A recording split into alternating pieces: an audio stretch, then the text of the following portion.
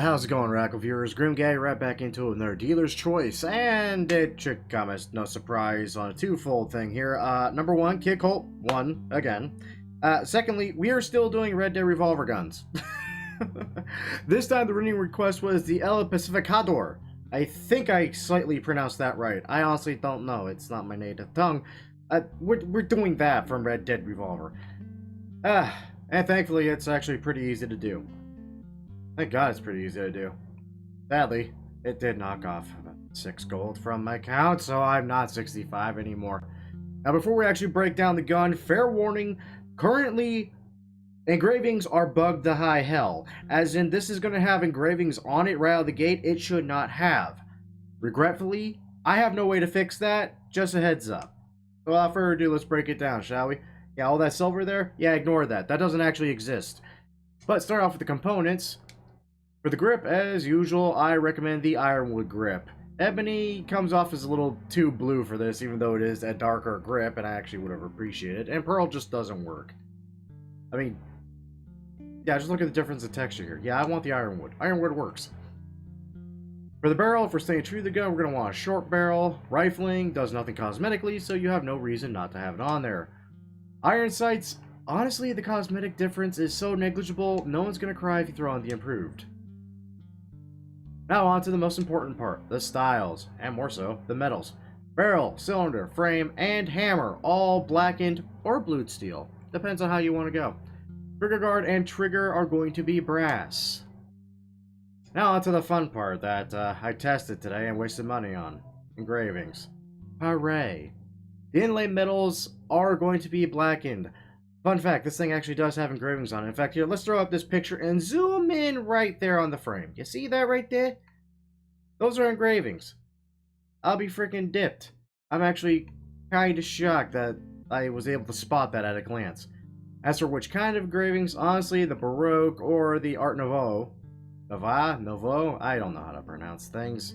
I don't know how to pronounce things at all. Either of these two first starting engravings are probably your best bet. And again, the inlay metals is going to be blackened or blued, depending on how you decide to prick it out. But we are going to take the engraving off the cylinder and the barrel and just leave it on the frame solely. God, I really wish this would work for me, because that actually looks kind of nice. It looks like some love and intention's been put into it, but they didn't break the bank on it, you know? In fact, here, let me show you a fun little glitch I actually discovered doing this stuff. Okay, so I just hit A, I just purchased this, right? You think it's, yep, bingo. Now, fun fact though, as you might notice, however, for whatever reason, the barrel and the cylinder are silver still, but the frame itself is still blackened. So you could two-tone your engravings as long as this doesn't get patched, which, given that it's been around for I don't know how freaking long now, probably won't ever get patched. Well, at least until we complain about it enough to Rockstar. So that's just a fun little glitch you might want to do for yourselves, you know? Just add a nice little customization to your own gun that isn't just, well, seeing what everyone else does to theirs, which is, frankly, usually just solid gold plated or some weird versions of nickel. I still see a couple of blackened and blue steel guys out there, and I appreciate and love you. That all said, that's it. I'm tired. Spring's coming around, finally, and the heat's getting to me. It's made me lethargic. I am tired. I need a nap.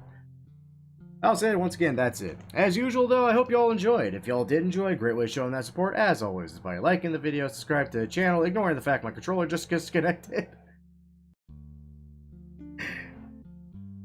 and sharing the video with your friends. I think that's where I was at before I got cut off. And if you want to join in on the fun, hey, great way of doing that is by checking down below in the description for the guidelines of submitting your own request in the comment where you might be next week's winner.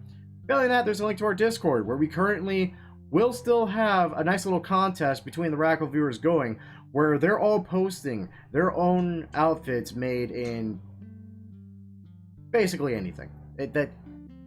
Whatever. Ghost Recon Breakpoint, Red Dead Redemption 2, outfits, guns, what have you.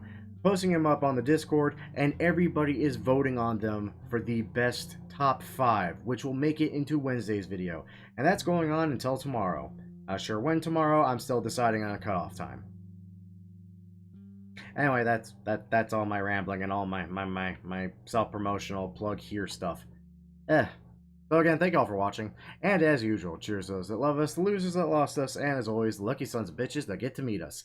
And we'll catch you all in the next video. See you then. Oh good god, I still have to record Star Wars, crap.